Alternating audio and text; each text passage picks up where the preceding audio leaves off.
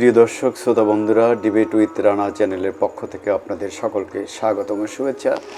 বন্ধুরা, ক্ষমতাচ্যুত পলাতক বিতাড়িত স্বৈরাচারিণী শেখ হাসিনা ভারতে গিয়ে তিনি ভিডিও ফাঁসের মাধ্যমে প্রায় দেশে ঢুকে পড়ব, অন্তর্বর্তী সরকারের প্রধান এবং অন্তর্বর্তী সরকারকে পরাস্ত করে আওয়ামী লীগ ক্ষমতায় আসবে, তিনি মানুষ হত্যাসহ নানান নির্যাতনের জন্য নির্দেশ দিচ্ছিলেন।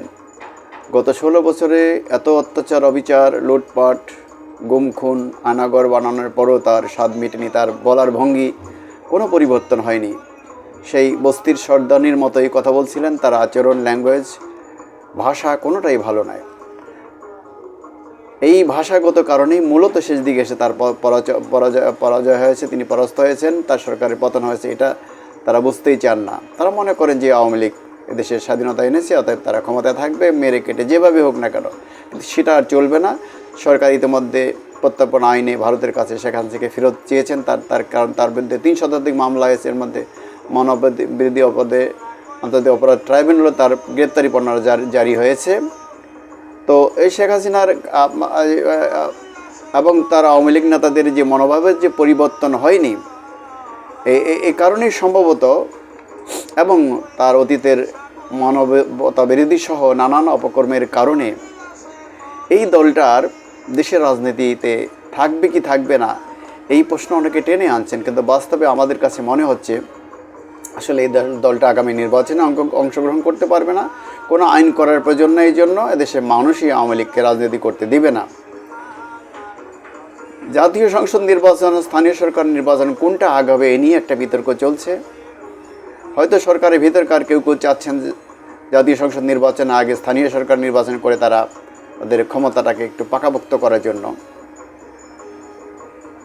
এই যে নির্বাচনটা এখনই হবে না পরে হবে, এই নিয়ে একটা বিতর্ক চলছে। বিএনপি সহ মধ্যপন্থী কতগুলি দল এখনই নির্বাচন চাচ্ছেন কার্যত অল্প সংস্কারের পরে। আর বেশ কিছু দল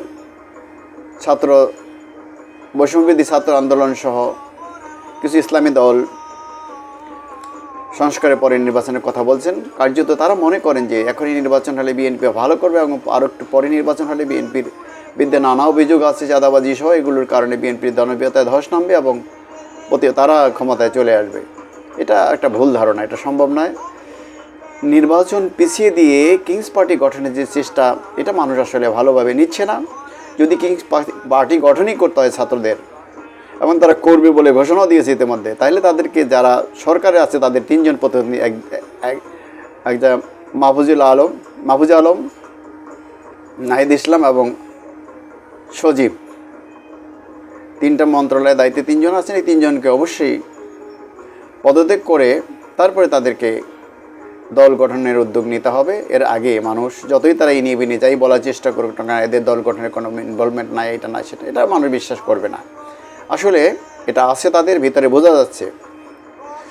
আমি মনে করি যে এই যে দেশের ভিতরে যে নৈরাজ্য চলছে, সরকার আইনশৃঙ্খলা পরিস্থিতি নিয়ন্ত্রণ আনতে পারছে না, সচিবালয়ে আগুন লাগে, জাহাজে খুন হয় 7 জন, আওয়ামী লীগ নেতাদের বাড়িঘরে যদিও এখন হামলা কিছুটা কমে আসছে, এটাকে ভারত এবং আওয়ামী লীগ প্রচার করতে চাচ্ছে এগুলো হিন্দুদের বাড়িঘরে মন্দিরে হামলা। কার্যত এগুলো আসলে হিন্দুদের না, এগুলো কিছু কিছু ঘটনা ঘটেছে, যেটা ভারতের মিডিয়া এবং আওয়ামী লীগ সহ ভারতের ক্ষমতাসীন সরকাররা অতি হাসিনা প্রেমীর কারণে তারা এটাকে 100 গুণ বাড়িয়ে প্রচার করছে, যেটা তাদের চরিত্র, সেটাই করছে তারা। তবুও যেটুকু হচ্ছে এটাও বন্ধ হয়ে যাবে যদি একটা নির্বাচন শীঘ্র হয় এবং নির্বাচিত সরকার যদি ক্ষমতা আসে। কারণ এখন কোন সরকারটা ক্ষমতা আছে মানুষ বুঝতে পারছে না। এই সরকারটা কি সংবিধানসম্মত সরকার নাকি বিপ্লবী সরকার, এটা এখনও পরিষ্কার নয়। সরকারও দ্বিধাদ্বন্দ্বে আছে, আমরা তাদের নানান কথাবার্তা বুঝতে পারছি। যদিও এই সরকারের প্রতি সমগ্র রাজনৈতিক দলের সমর্থন ছিল এবং আছে এখনও পর্যন্ত। তো এই সমর্থনটা কতদিন থাকবে এটা পরিষ্কার না।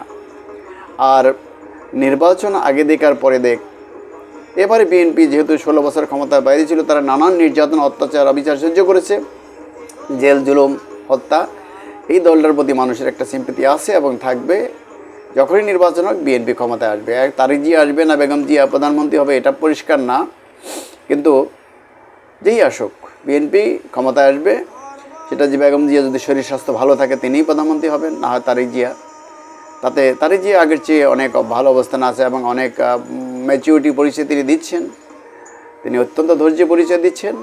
তো আমরা পরিষ্কারভাবে বলতে চাই যে ডক্টর মোহাম্মদ ইউনূস, যিনি অন্তর্বর্তী সরকারের প্রধান উপদেষ্টা, উনি কারো কথায় বিভ্রান্ত না হয়ে ডানে বামে না তাকিয়ে ওনাকে এখন পরিষ্কার একটি জাতীয় সংসদ নির্বাচন ঘোষণা করতে হবে এবং সেটা অবিলম্বে করতে হবে।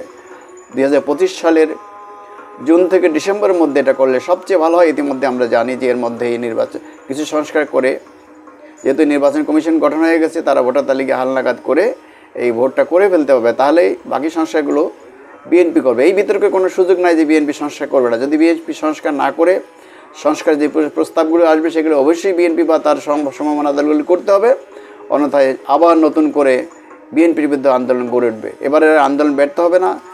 যারা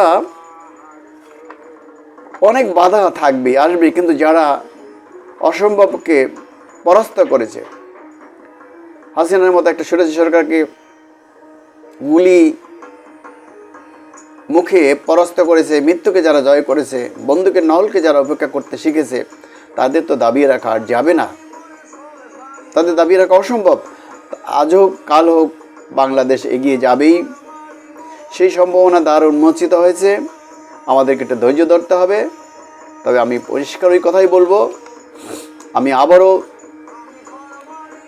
দীর্ঘ 15-16 বছরের আওয়ামী লীগ এবং বিএনপি এবং জামাত ইসলাম সহ সরকার বিরোধী দলগুলোর যে আন্দোলন, সেটাকে যেমন সেলুট জানাই, তেমনি শেখ হাসিনা সরকারের শেষ দিকে এসে ছাত্র জনতার যে অভ্যুত্থান, সেটাকে আমরা সেলুট জানাই। বিশেষত ছাত্রদের ত্যাগ এক নজিরবিহীন ঘটনা, যার মধ্য দিয়ে আওয়ামী লীগের মতো সরকার, শেখ হাসিনার মতো স্বৈরাচারী লেজ গুটিয়ে ক্ষমতা ত্যাগ করে হেলিকপ্টারে চড়ে ভারতে তার আসল ঠিকানায় পালিয়ে যেতে বাধ্য হয়েছে। অতএব এই ছাত্রদের আমি আবারও সেলুট জানাই এবং আশা করি সকলের মধ্যেই গণতন্ত্র, সাম্য, ন্যায় বিচার, বৈষম্যের অবসানের চেষ্টা থাকবে, আন্তরিকতা থাকবে এবং দেশটাকে এগিয়ে নেওয়ার জন্য আমরা ঐক্যবদ্ধ আন্তরিক প্রচেষ্টা চালাবো। খোদা হাফেজ। বাংলাদেশ জিন্দাবাদ।